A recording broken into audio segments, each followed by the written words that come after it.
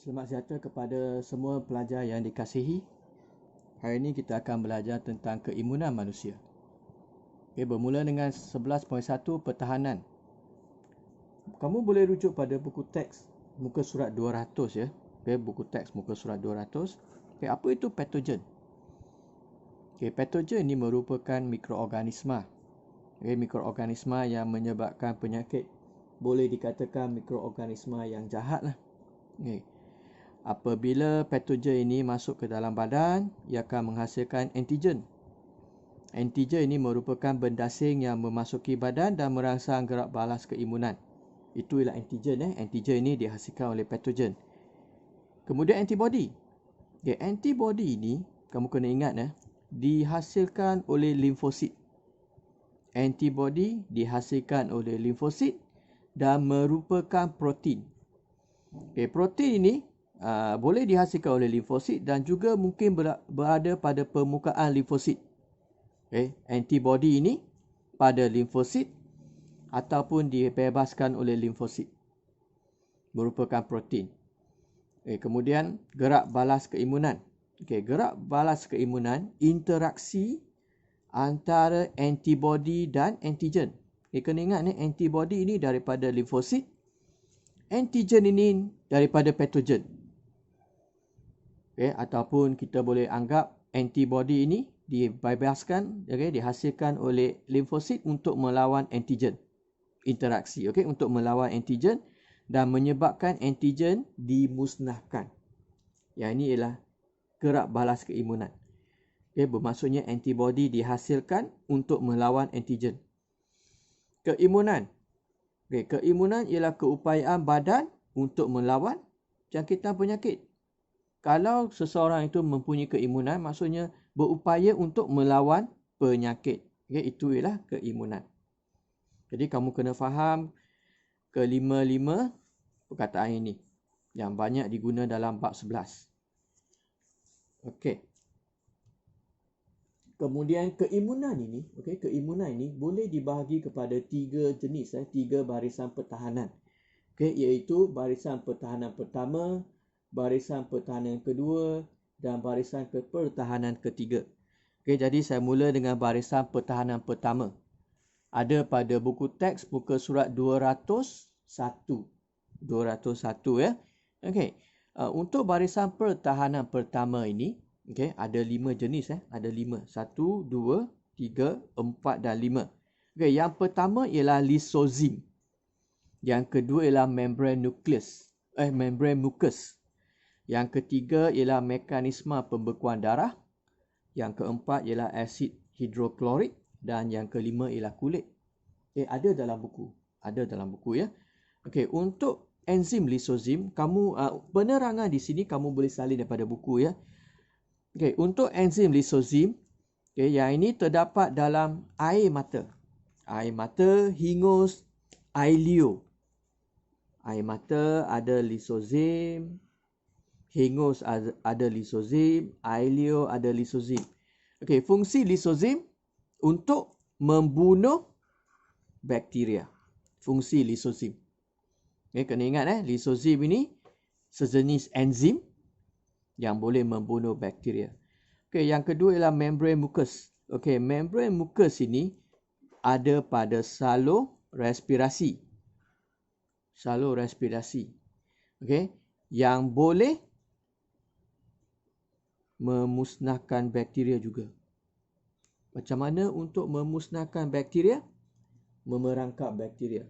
Sebab membran mucus ini melekit.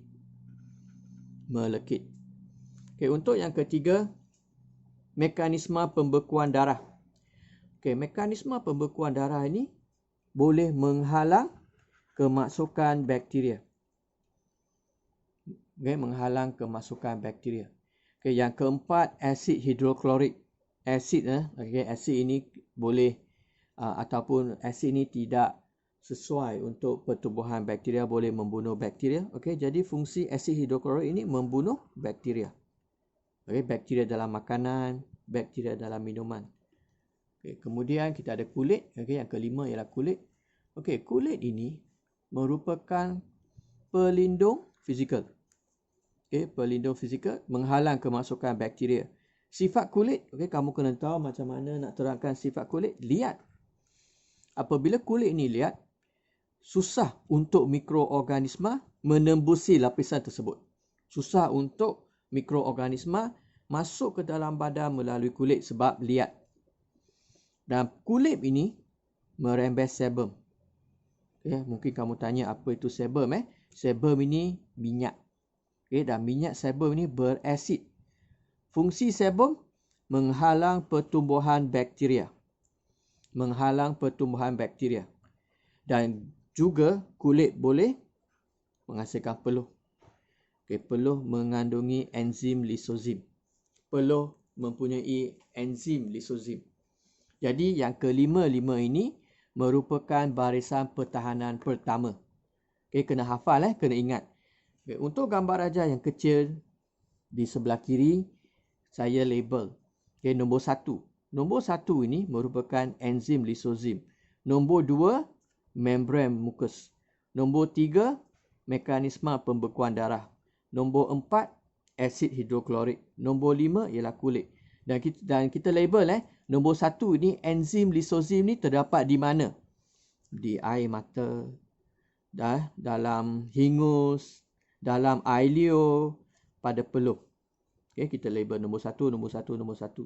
Nombor 2 ni membran mukus, okay, ada dalam hidung, okay, ada dalam salur respirasi. Nombor 3 ialah mekanisme pembekuan darah, saya label pada kulit pada kulit. Okay, nombor 4 asid hidroklorik ada dalam perut, kulit. Yang ni kulit. Okay, kena ingat kulit ini ada sebum, ada peluh yang boleh menghalang kemasukan patogen. Okey, jadi yang ini merupakan barisan pertahanan pertama. Okey, barisan pertahanan pertama. Okey, kemudian kita sambung untuk barisan pertahanan kedua. Barisan pertahanan kedua. Barisan pertahanan kedua kamu boleh rujuk pada buku teks muka surat 202 dan 203. Barisan pertahanan kedua. Okey, jadi apa yang kamu kena tahu tentang barisan pertahanan kedua boleh dibahagi kepada 3. Okey, barisan pertahanan kedua ni ada demam, fagositosis, keradangan. Ketiga-tiga ini bawah barisan pertahanan kedua. Okey, kita pergi pada demam. Okey, kamu boleh rujuk pada buku. Demam menambahkan aktiviti fagosit. Jadi fagosit ni akan jadi aktif bila suhu badan kita bertambah sedikit. Fagosit. Okay, fagosit ini kita sudah belajar. Fagosit ini boleh melakukan fagositosis untuk melawan mikroorganisma. Itu demam. Okay, kita pergi kepada fagositosis. Okay, fagositosis ini dijalankan oleh sel fagosit. Kena ingat sel fagosit ini boleh melakukan fagositosis. Contoh sel fagosit juga kena ingat neutrofil, monosit. Jadi neutrofil dan monosit ini boleh melakukan fagositosis. Fagositosis. Okey, apa itu fagositosis? Proses yang memerangkap dan mencerna patogen. Okey, patogen ataupun sel mati oleh sel fagosit. Jadi neutrofil monosit ini boleh memerangkap dan mencernakan patogen ataupun sel mati. Itu fagositosis. Kemudian kita pergi ke keradangan. Okey, keradangan ialah gerak balas yang memusnahkan dan menetralkan tindakan mikroorganisma dan toksin. Apa yang penting? Memusnahkan dan menetralkan tindakan mikroorganisma. Sekiranya bahagian badan kita berlaku keradangan, bahagian badan tu akan bengkak, merah dan mungkin juga sakit. Okey, untuk keradangan bahan yang dihasilkan ialah histamin. Okay, buku ada tulis histamin. Okey, histamin ni dibebaskan oleh tisu yang rosak. Fungsi histamin menyebabkan pengembangan kapilari darah. Apabila kapilari darah ini mengembang, darah boleh sampai, lebih banyak darah boleh sampai ke kawasan jangkitan. Dan juga histamin ini boleh meningkatkan ketelapan kapilari darah terhadap sel fagosit. Maksudnya apabila sel fagosit ini sampai ke kawasan yang terjangkit, maka sel fagosit ini lebih senang keluar daripada kapilari darah. Okey, itu untuk histamin. Kena ingat fungsi untuk histamin. Okey. Sambung. Okey, selain kamu kena tahu jenis-jenis barisan pertahanan kedua, kamu pun kena tahu cara untuk menerangkan fagositosis. Ditunjuk pada rajah yang ini. Okey, sebelum kita pergi ke proses, kamu boleh label. Di sini ialah bakteria. Yang ini ialah pseudopodium. Dihasilkan oleh sel fagosit. Sel fagosit besar. Bakteria ini dikepung oleh sel fagosit dan menjadi fagosom. Kamu label yang ni fagosom. Fagosom ini akan bergabung dengan lisosom. Lisosom ini mengandungi lisozim. Lisosom ini ialah organel. Organel ni ada lisozim. Lisozim ini enzim yang boleh mencernakan. Lisosom ini akan bergabung dengan fagosom menjadi fagolisosom. Saya ulang. Lisosom bergabung dengan fagosom menjadi fagolisosom. Setelah fagolisosom ini terbentuk, apa yang berlaku? Lisozim ini akan mencernakan bakteria. Yang berwarna hitam ini di tengah ni ialah bakteria. Lisozim mencernakan bakteria. Bakteria terurai. Dan bakteria terurai ini disingkirkan. Disingkirkan. Jadi penerangan kamu boleh salin dalam buku teks. Tapi saya baca jugalah. Nombor 1 merujuk di sini.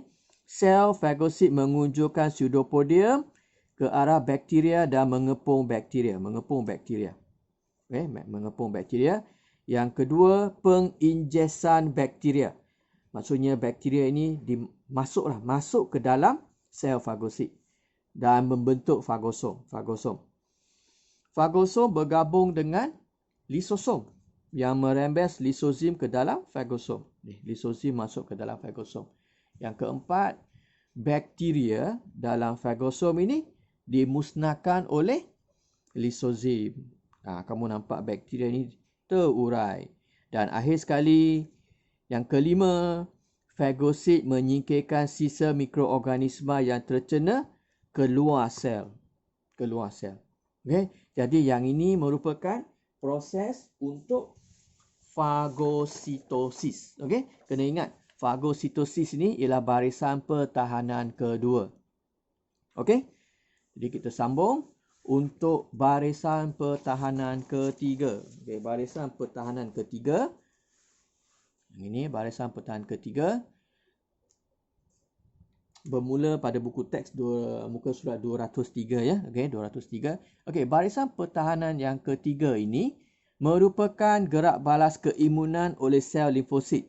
Maksudnya barisan pertahanan ketiga ini melibatkan sel limfosit lah. Rajah ni menunjukkan sel limfosit. Pada sel limfosit ini ada antibody. Antibody ini dilukis berbentuk Y lah. Seperti bentuk Y. Pada permukaan antibody ini ada tapak reseptor antigen. Ada tapak reseptor antigen yang boleh mengenal antigen yang dirembes oleh patogen. Antigen ni bahan daripada patogen. Jadi pada permukaan antibody ada tapak reseptor antigen untuk mengesan antigen. Jadi kamu kena ingat barisan pertahanan ketiga melibatkan sel limfosit. Nombor 2, tindakan antibody ialah spesifik. Spesifik maksudnya satu antibody, satu antigen. Ataupun satu antibody, satu patogen. Spesifik. Nombor 3, ada dua jenis sel limfosit. Sel limfosit T, sel limfosit B. Apa fungsi sel limfosit T? menyerang sel-sel yang dijangkiti oleh patogen. Itu yang pertama. Okay. Fungsi yang pertama, sel limfosit T. Fungsi yang kedua, merangsang. Saya salah tulis ni. Merangsang sel limfosit B untuk menghasilkan sel memori.